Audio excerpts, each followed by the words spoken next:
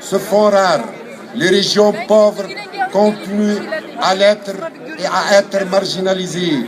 La révolution censée restaurer la dignité bafouée du citoyen est en panne.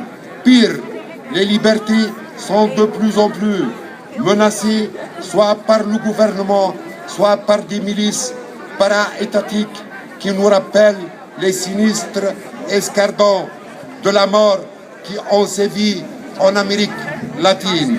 Le 6 février 2013, un commando a assassiné en plein jour devant son domicile un des piliers de la lutte nationale et internationale démocratique, notre camarade Chokri Belaïd.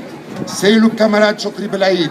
Alors, je vous parle, à l'heure où je vous parle, les assassins courent toujours, n'ont pas été inquiétés. De sérieuses présomptions pèsent sur le courant salafiste qui bénéficie de la protection à peine voilée de Rachid Ghannouchi, le président du parti Ennahda.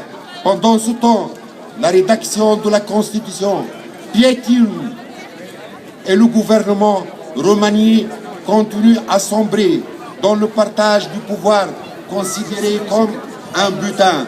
La corruption et les passe-droits ont fait leur retour en force.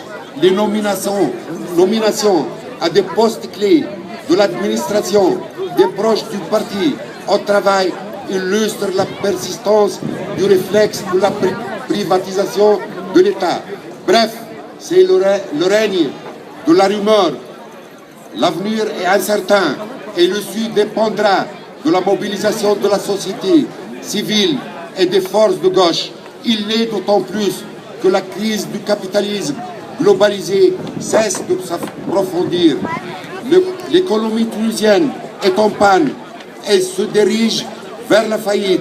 Elle n'arrive plus à subvenir aux besoins les plus élémentaires des plus démunis et souffle à faire face à un service de la dette qui pèse de plus en plus lourd sur le budget de l'État.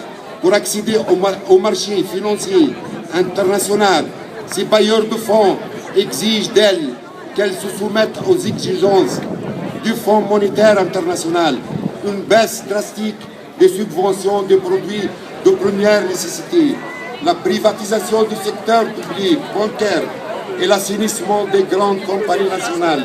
Le recours massif à l'endettement risque de plonger davantage l'économie du pays dans la spirale dépressionniste. Quelle question se pose maintenant?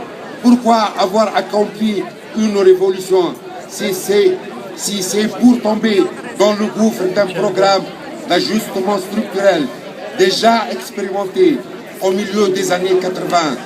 Ce dernier n'était-il pas à l'origine de l'avènement de Ben Ali au pouvoir?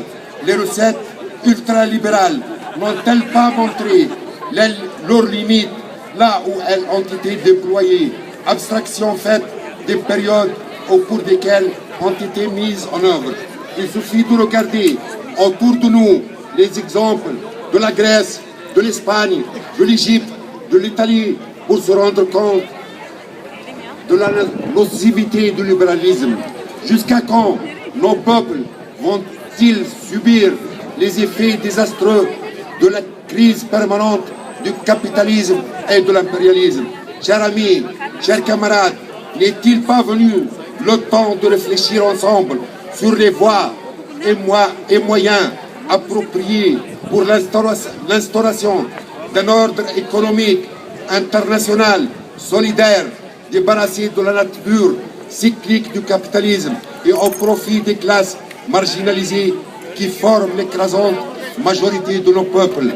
Suspendre le remboursement de la dette pendant 3 ans, c'est que propose le Front populaire et les organisations syndicales tunisiennes, entre autres, comme mesure pour sauver la révolution tunisienne d'une agonie lente mais certaine, le gel des prix sur tous les produits de première nécessité est aussi préconisé pour mettre un terme à la chute vertigineuse du pouvoir d'achat du citoyen. Chers amis, Chers camarades, nos revendications sont loin d'être exorbitantes. Je dirais même qu'elles sont modérées au vu du sursaut du peuple tunisien après l'assassinat lâche de notre camarade Chokri Belaïd. L'espoir est permis tant que la société civile et les forces démocratiques progressistes restent vigilantes.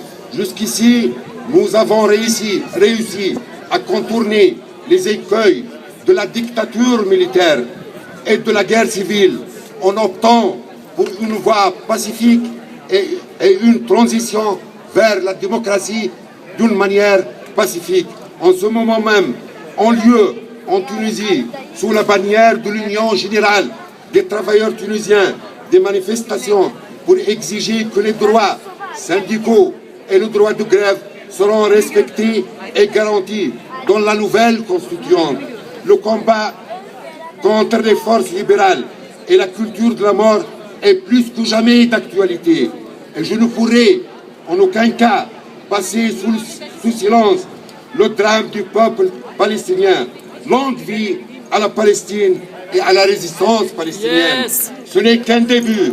Continuons le combat et que la lutte du prolétariat national triomphe. Merci, merci. Bravo.